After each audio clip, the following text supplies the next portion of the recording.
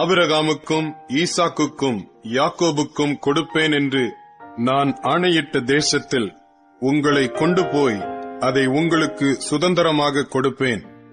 நான் கர்த்தர் என்று அவர்களுக்கு சொல் என்றார். இந்த பிரகாரமாக மோசே இஸ்ரவேல் புத்திரருக்கு சொன்னான். அவர்களோ மனமடிவினாலும் கொடுமையான வேலையினாலும் மோசேக்கு செவிகொடாமற் போனார்கள். பின்பு கர்த்தர் மோசேயை நோக்கி, நீ எகிப்தின் ராஜாவாகிய பார்வோனிடத்தில் போய் அவன் தன் தேசத்திலிருந்து இஸ்ரவேல் புத்திரரை போகவிடும்படி அவனோடே பேசு என்றார்.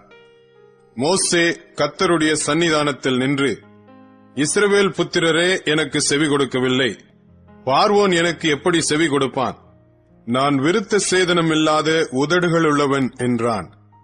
கர்த்தர் மோசேயோடும் ஆரோனோடும் பேசி, இஸ்ரவேல் புத்திரரை எகிப்து தேசத்திலிருந்து அழைத்துக் கொண்டு போகும்படிக்கு அவர்களை இஸ்ரவேல் புத்திரரிடத்துக்கும் எகிப்தின் ராஜாவாகிய பார்வோனிடத்துக்கும் கட்டளை கொடுத்து அனுப்பினார்.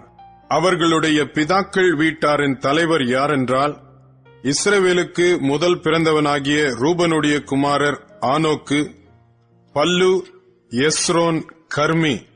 இவர்கள் ரூபனுடைய வம்சங்களின் தலைவர். சிமியோனின் குமாரர் எமுவேல், யாமின், ஓகாத், யாகின், சோகார், கானானிய ஸ்திரீயின் குமாரனாகிய சவுல். சிமியோனுடைய வம்சங்களின் தலைவர் இவர்களே. உற்பத்தி கிரமப்படி பிறந்த லேவியின் குமாரருடைய நாமங்களாவன கெர்சோன், கோஹாத், மெராரி என்பவைகள். லேவி 137 வருஷம் உயிரோடு இருந்தான். அவரவர் வம்சங்களின்படி பிறந்த கெர்சோனின் குமாரர் லிப்னி, சிமேயி என்பவர்கள். கோகாத்தின் குமாரர் அம்ராம், இத்சேயார், எப்ரோன், ஊசியேல் என்பவர்கள்.